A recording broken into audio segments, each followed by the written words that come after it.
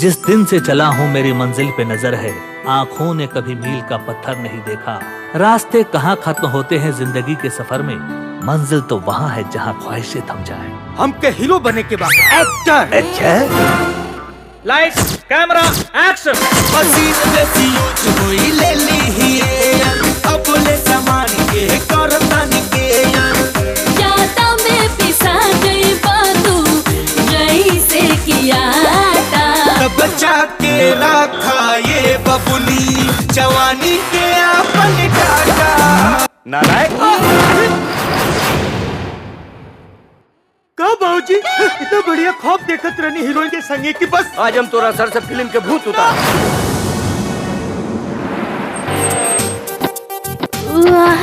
अरे लड़की शादी करे खातिर लंदन जाइल भी है। एकर बियाह तो हमरे से हुई। अरे लड़की की शादी तो हमरा से हुई। हमार मनचोक रानी मिल गई। ऐसन कुंवारी में जो चढ़ल खुमारी अब बोला न कैसे बताई हो। नाजुक बदन मोर से हरे रोजे रोजे लील जब अंगड़ाई हो। अब सपना के हो के आवे मन उड़ जाला गगन गगन गगन। लंदन के होर नूर हमरे शहर में आई दिया। हम सोचा तानी ओकरा से शादी रचा ली। हमरा पास एगो रास्ता बा। काशी नगरी से आया हूँ मैं हिमालय से आया हूँ सीधा। ये राजा सैलून कहाँ गई? कौन राजा चाचा? हमार बेटा। वो तो कब के चल गई। कहाँ गई? दुकान बेच के चल गई। दुकान बेच के चल गई। जिसको ढूंढा गली गली वो हमारे घर के पिछवाड़े में लिए। अरे का भइल भैया? हमार देव से हम बाहर बाहुबली।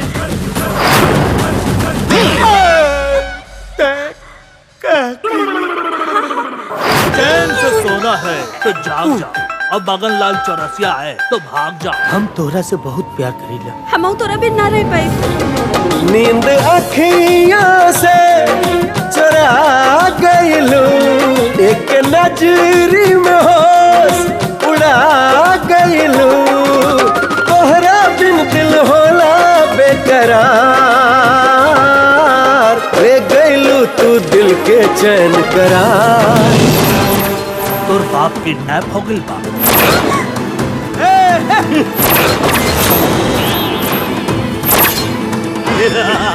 फिर बोलबे तो ठोक दे। कबो हंसावे कबो रोवावे, तिल तिल ई तड़पावे।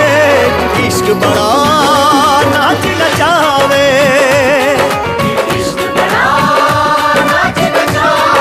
जैसे जैसे हम कहम वैसे वैसे तू सब करबे बुझले। हंस के पार हो जावे।